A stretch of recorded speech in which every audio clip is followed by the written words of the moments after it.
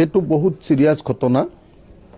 আমি সোশ্যাল মিডিয়াত দেখিছো যে এগৰাকী বিদেশী গাভৰুৱে মহিলাই আমাৰ অসমৰ কালিৰ যেটো আপোনাৰ হেৰি আছিলে পোষ্টমেলনৰ যেটো প্ৰগ্ৰাম আছিলে সেই প্ৰগ্ৰামটোত তেখেতক শাৰীৰিকভাৱে তেখেতক অপমানিত কৰা হৈছে বুলি মানে শাৰীৰিক নিৰ্যাতন চলোৱা হৈছে বুলি তেখেতে অভিযোগ উত্থাপন কৰিছে।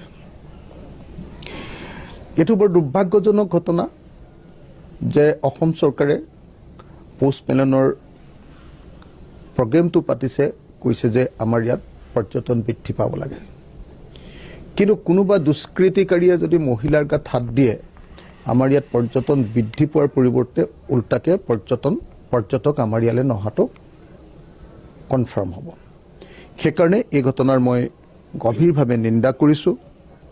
এই ঘটনাটো তদন্ত কৰিবৰ কাৰণে দাবী জনাইছোঁ আৰু আন্তঃৰাষ্ট্ৰীয় মঞ্চত যাতে অসমক অপমানিত নকৰে তাৰ কাৰণে পুলিচক কঠোৰতম ব্যৱস্থা, অসম চৰকাৰক কঠোৰতম ব্যৱস্থা লৈ যিসকলে এই কাম কৰিছিলে তেওঁলোকক শাস্তি প্ৰদান কৰিবৰ কাৰণে তদন্ত ঘোষণা কৰিবৰ কাৰণে মই দাবী জনাইছোঁ। তেখেতে নিজে কৈছে যে মহিলা সুৰক্ষিত নহয় এনেসমূহ অনুষ্ঠানত।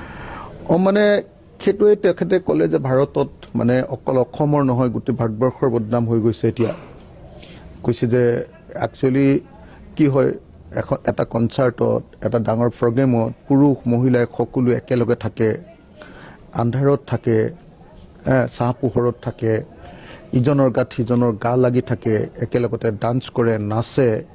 সেই অনুষ্ঠানত ষ্টেণ্ডাৰ্ড নথকা কিছুমান মানুহে একেবাৰে সামন্তীয় 2 নম্বৰী যৌন উৎপীড়ন সৃষ্টি কৰা কিছুমান মানুহ যেতিয়া 2 নম্বৰী মানুহ কিছুমান তেতিয়া যায়, তেতিয়াহ'লে তাতে থকা ভাল যিসকল শ্ৰোতা দৰ্শক তেওঁলোকক মানে এনেকুৱা ধৰণে অশান্তিৰ সৃষ্টি কৰে।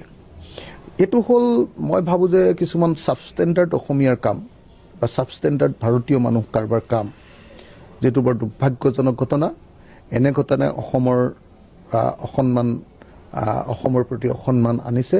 গতিকে মই ভাবোঁ যে এই ঘটনাৰ উচিত তদন্ত কৰি যিকেইজনে এই ঘটনাটো ঘটাইছে তেওঁলোকক অনতিবিলম্বে গ্ৰেপ্তাৰ কৰি গোটেই পৃথিৱীৰ ওচৰত দেখুৱাই দিব লাগে যে আমি এনেকুৱা ধৰণৰ ঘটনা কেতিয়াও সহ্য নকৰোঁ। মুখ্যমন্ত্ৰীয়ে কৈছে